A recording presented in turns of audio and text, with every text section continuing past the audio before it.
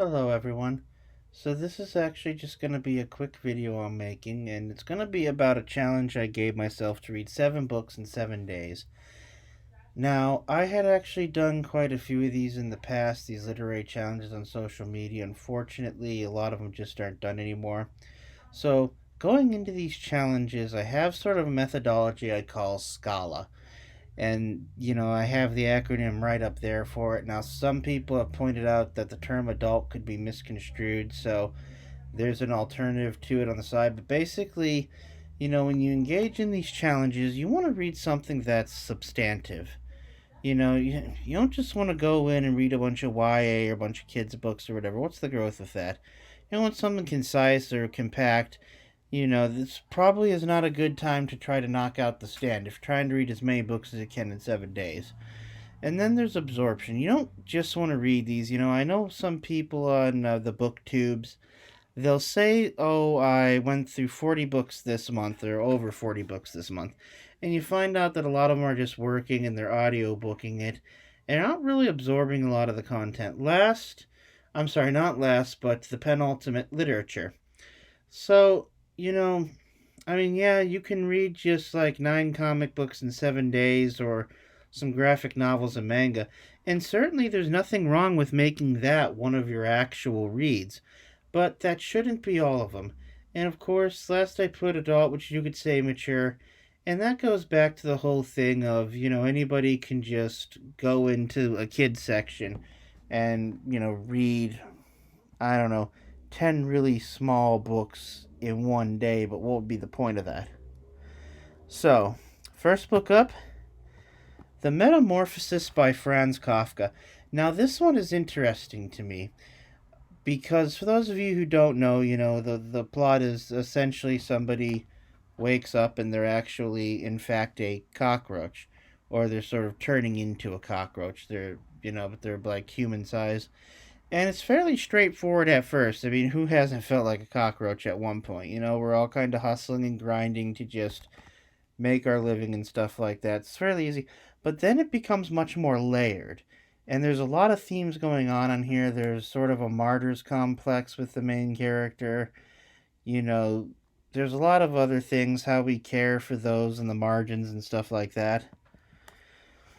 I don't know, something about Summer and John Steinbeck that just goes well with me. This Cannery Row, this is kind of like a slice of life, if you will, of people in Monterey, California, the Monterey area, way back several decades ago, and just, a lower class neighborhood and how they all get along.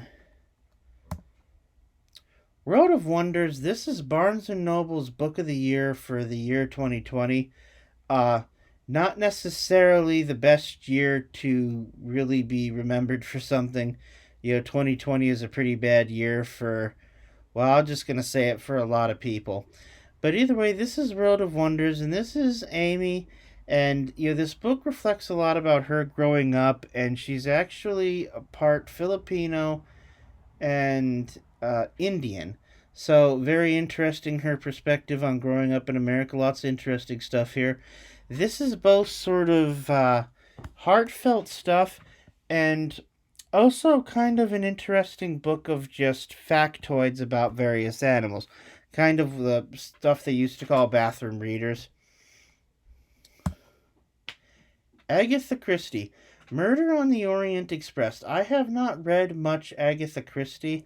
I'm mostly a nonfiction guy. I've gotten into her just a little bit more because she made great detective stories that are actually very short, very easy to read her books. Unlike, say, some maybe Tom Clancy stuff. Some of her books seem formulaic, but you got to keep in mind she actually invented the formula in many cases of that. There's this guy kind of trapped to a geographic location, and he's with a bunch of people that he cannot trust. And I say he because, there actually is a series of mysteries she did. The name escapes me, where it's a female protagonist. But this book is the Hercule Poirot. I hope I'm pronouncing that somewhat correctly. Either way, that's her version of Holmes, and very good. Agatha Christie, with us in contemporary American history up until fairly recently, died in late 70s. This is a really interesting book for her commentary on, raising a son. For those of you who haven't read Sister Outsider, and for those of you who aren't familiar with Audre Lorde, Audre Lorde in many ways can be considered one of the founders of intersectional feminism. Yeah, she was both, African American, also a lesbian, and to top that off, a pagan religion, not Christianity.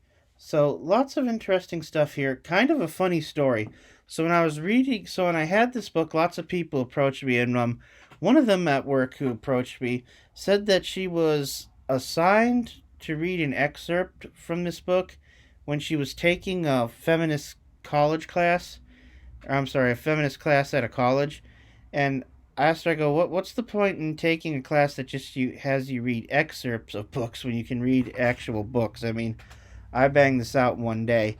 And what's funny about that is she said she actually bought it and it's at her home. And I asked her if she read it, and she goes, "No, not really. I haven't gotten around to it." She's owned the book for a couple of years, so that's actually pretty interesting. Though oddly enough, literarily speaking, not the biggest upset I've had at work. And I work with Kevin, so upsets are kind of a thing for me. I actually got a book back that I loaned somebody a couple months ago. Very small book. When I asked them how they liked it, they said they just read a couple of pages of it, found out there was a 60 minutes episode concerning the same subject matter, and just watched the 60 minutes episode. Yeah, that's actually the most upsetting right there. Also, I got somebody into reading, but they're choosing to read the Twilight Saga for this summer. So, you win some, you lose some. Okay, so yeah, I'm not gonna actually say that because I don't know where people are listening to the stuff. I did not hate everything Donald Trump did, but I have to admit that this president was very, very, very self defeating. You know, obviously some xenophobia issues, and his mouth was a walking toilet. Very self defeating, and unfortunately, that's kind of much of what he'll be remembered for. And this is actually quotes, though, from a lot of his life, not just his presidency, but stuff back in like the 80s and the 90s, well before he was even considering running. Although this book does make you think he considered it a lot earlier than when we think he did. So, Psych 101. This was actually the very last of the book here, and I actually took several psych courses and many high level psych courses while I was in college before I went into Navy and such, and it helped a bit here. This is kind of a good refresher, though, for anybody who hasn't taken a psych class for a while, because it does include new psychologist schools that sprang up around, the millennium. So, really interesting and informative read, and kind of short. It gives you a founding person of a principle, and then it talks about that concept they introduced and how and what relevancy there is in today. Because there's a lot of people, a lot of psychologists who have gotten their sort of foot in the door of just American popular imagination. Of course, Freud's going to be the big one there. Okay, so this next slide is going to be some shout outs to some great YouTube channels that are out here. Alright, so we've got SFF 180. So that does sci fi fantasy. That's what the SFF stands for. And that is done by a gentleman named Thomas Wagner, who actually had to go in to get some cosmetic surgery done. So, our thoughts are with him. Now, Thomas is not one who's shy about bringing up his politics when he talks about various authors and their works, but I don't think that really affects his rating system.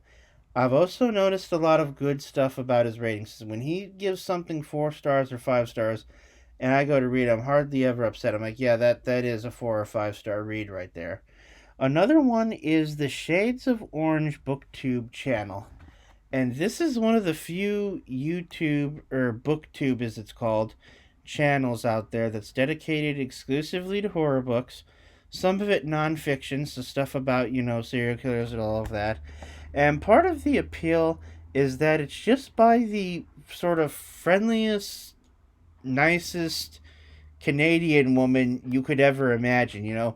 She just has that soccer mom kind of look, and that's an interesting kind of counterbalance off of the content her channel covers. On here, I want to mention Triumphal Reads. Out of all the booktube channels I mentioned, I don't really pay enough attention to Triumphal Reads. I need to look over some more of his videos. What makes Triumphal Reads special compared to almost every other channel out there, especially when you look at just pure booktube channels, is this person covers nonfiction as well as fiction.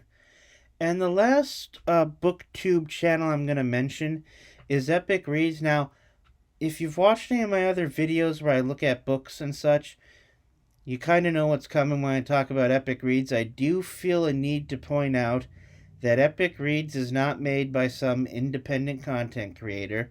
It's actually sort of the social media wing of HarperCollins, but yet it makes a really great channel that does so much more than just reviews of books. It's sort of like book TV, which is something that a lot of people tried to tap into in the sort of golden era of cable television. I think C-SPAN's the only one who really actually got a piece of that market. But this is actually a pretty good channel dedicated to, of course, there's going to be book reviews. They're going to talk about adaptations, but they'll get actual literary agents in. Sometimes they'll do workshops on ways you can restore, maybe clean up an old book that's damaged somehow. And of course, comedy sketches. Their production value and quality can't be beat. Either way, thank you all for watching the video and have a great day.